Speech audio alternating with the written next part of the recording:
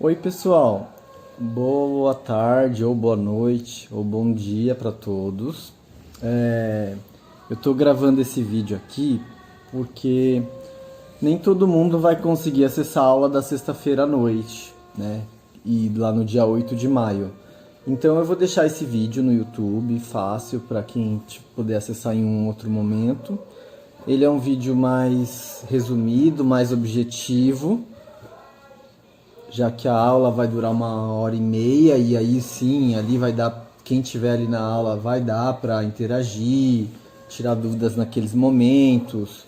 Aqui não, aqui é uma explicação pontual. Então assim, a pessoa está assistindo durante o dia, ela vai conseguir acompanhar o conteúdo de uma forma mais objetiva, ganhando mais tempo. Mas também vai servir como um resumo para quem assistiu a aula da sexta e quiser revisar alguma coisa. Quando a gente estava lá na... Então, o primeiro tema que eu estou resgatando é um tema de comparação entre os sistemas de custeio. Então, eu estou lá na empresa e aí eu tenho que saber o quanto custa o meu produto. Dependendo da forma que eu tenho o sistema de custeio, da forma que eu vou calcular, vai mudar tudo os resultados, né? Muda-se o valor de um produto para ser mais caro que um outro, muda para ter lucro ou prejuízo. Então, a escolha do sistema de custeio ela é importante para definir como que você vai trabalhar dali em diante. Quando eu vou falar aqui no exemplo prático desses sistemas de custeio, aqui eu estou abordando a diferença entre três sistemas principais. Eu estou abordando entre o custo direto, entre o custeio RKW e eu estou comparando com o custeio por absorção, que é o único método aceito pela contabilidade aqui no Brasil para fins de apuração de imposto de renda, contribuição social. Então, para pagar imposto, então tem que usar a contabilidade tradicional. E usando a contabilidade tradicional, a única forma é o sistema de custeio por absorção. Os outros métodos, eles são gerenciais. Então, para o governo, você pode estar dando prejuízo, mas você sabe que aquele seu produto dá lucro quando você usa algum outro sistema de custeio e no final das contas você vê que o dinheiro de alguma forma sobrou para você. Mas pode acontecer o contrário também. Você tem lucro com o governo, ou seja, para ele você vai acabar pagando imposto. E quando você vai ver, no final das contas, não sobrou dinheiro e porque você está tendo, na verdade, prejuízo. E aquele sistema de custeio por absorção é que te distorceu os valores e te deixou com lucro que, na verdade, não existe. E lembrando, o objetivo aqui é ensinar, não é necessariamente questionar o fato do governo ter escolhido um ou outro. Ele escolheu e isso a gente sabe.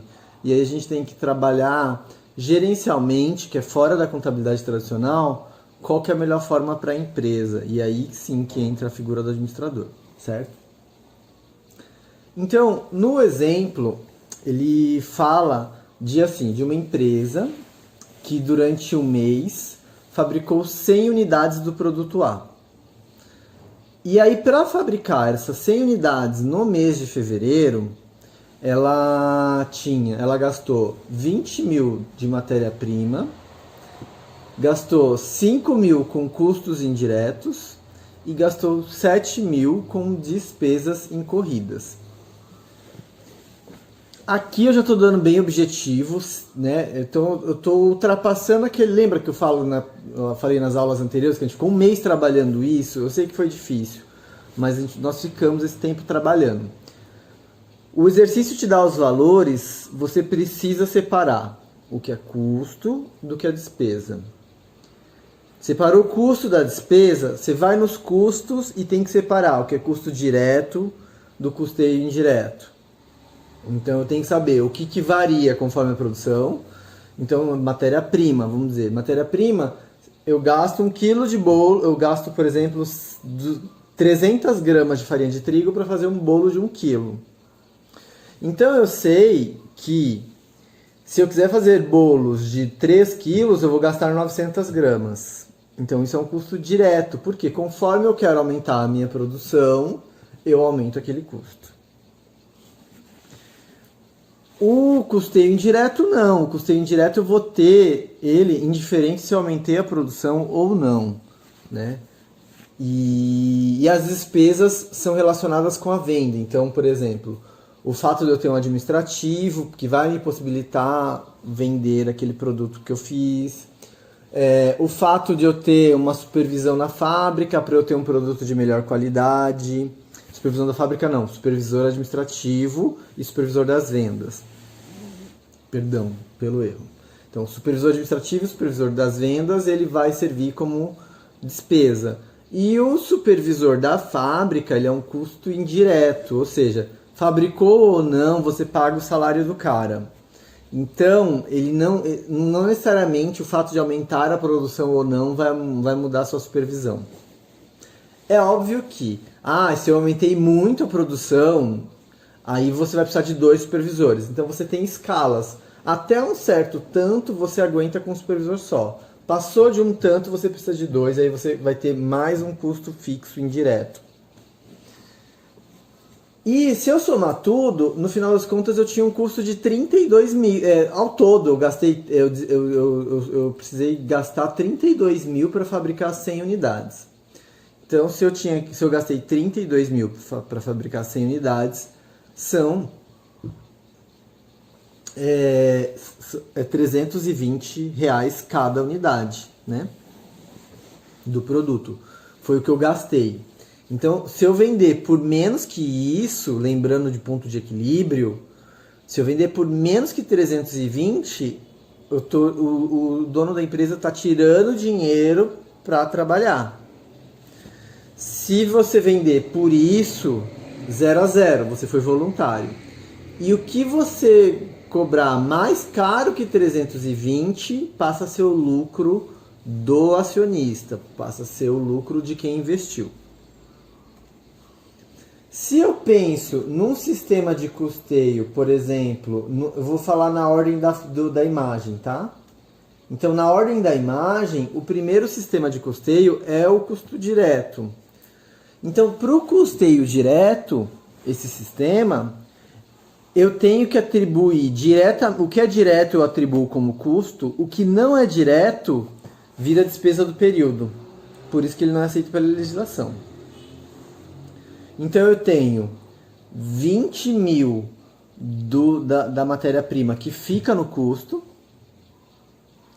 Só que aquele meu custo indireto de 5 mil, para o custeio direto, ele não é custo, ele vai direto para o resultado. Eu não atribuo ele para as unidades produzidas. Então, eu vou ter 20 mil que eu vou atribuir diretamente a 100 unidades. Então, ficaria 200 reais de custo por unidade. E eu vou ter 12 mil reais que eu vou lançar diretamente como prejuízo, abatendo o meu lucro daquele período, para esse método de custeio. Se eu for pelo sistema de custeio por absorção, que é o método 2, o método B lá da imagem, da foto, que é o aceito pela legislação. Então eu vou atribuir 20 mil da matéria-prima, mais 5 mil dos custos indiretos. Esses 5 mil eu vou ratear ele entre as 100 unidades produzidas. Ou seja, eu vou dividir por um critério que eu, da minha cabeça, ou seja, a empresa decide e divide pelas unidades produzidas, que é o caso que a gente está usando aqui. Podem ser outros métodos, existem dezenas, mas como aqui eu estou querendo simplificar, só estou querendo falar desse. Então, eu vou pegar 20 mil mais 5, 25 mil. 25 mil dividido por 100 unidades, 250 reais vão ficar no custo para cada unidade. E 7 mil vai ir direto para o resultado do exercício, que é a minha despesa. Ok. Mas aí eu tenho um terceiro método, que é o método RKW. É um método que está em desuso, é um método alemão. lá do início do século XX, 1900 e bolinhas, lá 1910, 11, é no comecinho, não sei de cor, mas é bem no começo. Mas ele logo entrou em desuso. Por quê? Porque na verdade é aquele método inicial, é que eu chega naquela conta inicial que eu cheguei com vocês. Eu tenho 20 de matéria-prima, mais 5 de custos indiretos, mais 7 de despesa, dá 32 mil. Esses 30, então, incluindo as despesas, eu divido para todos os materiais, todos os produtos produzidos. Se eu tenho 32 mil produzido para produzir 100 unidades, foi 320 reais cada unidade, que é o custo. E aí, esse sistema chama despesa de custo, por isso que ele é incorreto, entendeu? Que é aquele grande problema lá, que eu vivo comentando com vocês do Uber, que ele fala, eu tive um lucro de 300 reais hoje de corrida.